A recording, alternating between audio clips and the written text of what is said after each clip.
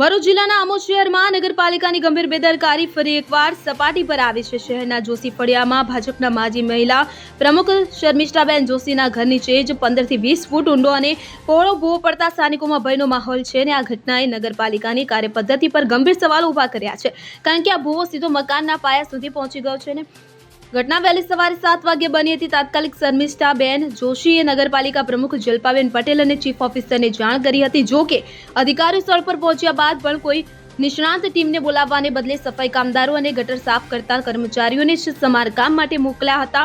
આ પ્રકારના બિન વ્યવસાયિક અભિગમથી નારાજગી વ્યક્ત કરતા શર્મિષ્ઠાબેન જોશીએ મીડિયા સમક્ષ આક્રોશ ઠાલવ્યો। તેમણે જણાવ્યું કે જો ભૂવો મકાનના નીચેથી વિસ્તરે તો મોટી દુર્ઘટના સર્જાઈ શકે છે। આ ગંભીર પરિસ્થિતિને કારણે શર્મિષ્ઠાબેન જોશી પોતાના મકાનમાં જીવના જોખમે રહેવા મજબૂર બન્યા છે। સ્થાનિક નાગરિકોમાં એ ચર્ચાએ જોર પકડ્યું છે કે જો પાલિકાના માજી પ્રમુખ સાથે જ નગરપાલિકાનું આવું વર્તન હોય તો સામાન્ય નાગરિકો માટે શું આશા રાખવી।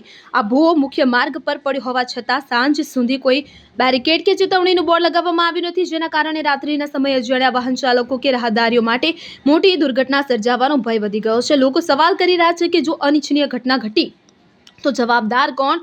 નગરપાલિકાની બેદરકારી સ્પષ્ટપણે દર્શાવાય છે કે તંત્ર કોઈ મોટી દુર્ઘટનાની રાહ જોઈ રહ્યું છે। જો તાત્કાલિક યોગ્ય નિષ્ણાંતોની મદદથી આ ભૂવાને પૂરવાની કે અને પાઇપલાઇન કે જે રિપેર કરવાની કામગીરી નહીં થાય તો આ વિસ્તારમાં ગંભીર પરિણામો આવી શકે છે। મારું નામ શર્મિષ્ઠા જોશી છે। હું જોશી ફળિયામાં રહું છું અને પોતે હું વિધવા છું, હમણાં એકલી જ રહું છું। શું હોદ્દો હતો તમારો આગળ? મારો ભૂતકાળની અંદર ભાજપ મહિલા પ્રમુખ હતી હું, અને અમે પણ ઘણી એવી સેવા કરી છે। શું ઘટના બની છે અહીંયા આગળ?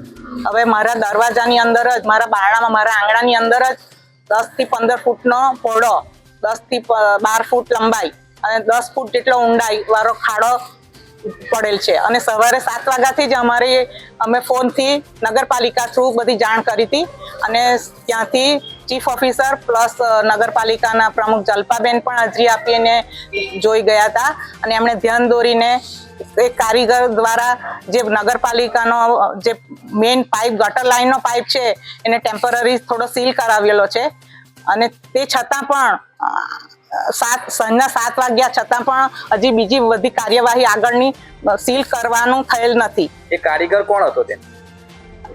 એ સફાઈ કામદાર હતો, એક માણસ। ને આ જે કામગીરી, રફ કામગીરી કરવામાં આવી છે તેને લઈને શું કહેશો તમે? એ રફ કામગીરી ટેમ્પરરી ચાલી છે, ફરી પાછું જે સ્થિતિમાં હતું એ સ્થિતિમાં જ થઈ ગયેલું છે અને પાણીનો નિકાલ વધુ થયો છે અને ચોમાસાની ઋતુ હોય અને વરસાદ પડવાની શક્યતા છે જ ઓલરેડી, અને આખી રાત હવે આ કોણ ધ્યાન આપશે? અને અહીંયાથી ગાયોનું પણ અવર જવર હોય છે, માણસોની હોય છે અને અમારા તો છેક અંદર પગથિયામાં દિવાલની અંદર જ પાણી આવી ગયેલું છે, ગટર લાઈનના પાઇપ વાળું, અને દિવાલ અમારી એકદમ પોલાણ થઈ જાય એવી શક્યતા છે। હવે મને પોતે, હું એકલી રહું છું, મને ડર છે કે હવે આવી પરિસ્થિતિમાં મારાથી કેવી રીતે અહીંયાથી રહેવાશે। હવે તાત્કાલિક આ નગરપાલિકા ધ્યાન દોરી અને તાત્કાલિક આનું સમારકામ કરી અને મજબૂત સમારકામ કે ભવિષ્યમાં ઘણીવાર પ્રોબ્લેમ નહીં આવે અને આવી ફરિયાદો ના આવે, તાત્કાલિક કરાવી દેવા અમારી ભલામણ છે અને નહીં જોઈ થાય તો અમારે ઉપર જાણ કરવું જરૂરી છે। સૈફ અલી ભટ્ટી સાથે CN24 ન્યૂઝ ભરૂચ। હવે જુઓ દેશ દુનિયાની તમામ ખબરો તમારી આંગળીના ટેરવે।